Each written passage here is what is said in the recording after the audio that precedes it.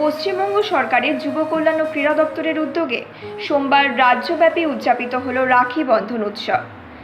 পাশাপাশি শিলিগুড়ি পুর নিগমের উদ্যোগে বাঘা যতীন পার্কের সামনে কবিগুরু ও বিদ্রোহী কবি কাজী নজরুলের মূর্তিতে মাল্যদান করে সাংস্কৃতিক অনুষ্ঠানের মাধ্যমে পালিত হয় এই দিনটি। সোমবার এই অনুষ্ঠানে উপস্থিত ছিলেন শিলিগুড়ি মেয়র গৌতম দেব, ডেপুটি মেয়র রঞ্জন সরকার, মেয়র পরিষদ দুলাল দত্ত সহ অন্যান্যরা।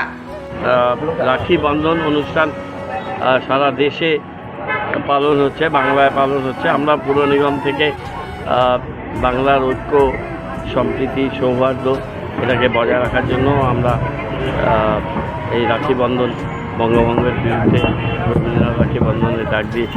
সেই দিনটাকে স্মরণ করে মূলত বাংলায় এই রাখি বন্ধন, সৌহার্দ্যের মৈত্রীর রাখি বন্ধন, সেটা আমরা প্রত্যেক বছর করি। এই বছরও এখানে অনুষ্ঠানের মধ্যে দিয়ে একটা ছিমছাম ভাবভঙ্গি অনুষ্ঠানের মধ্যে দিয়ে আমরা রাখি বন্ধন করছি।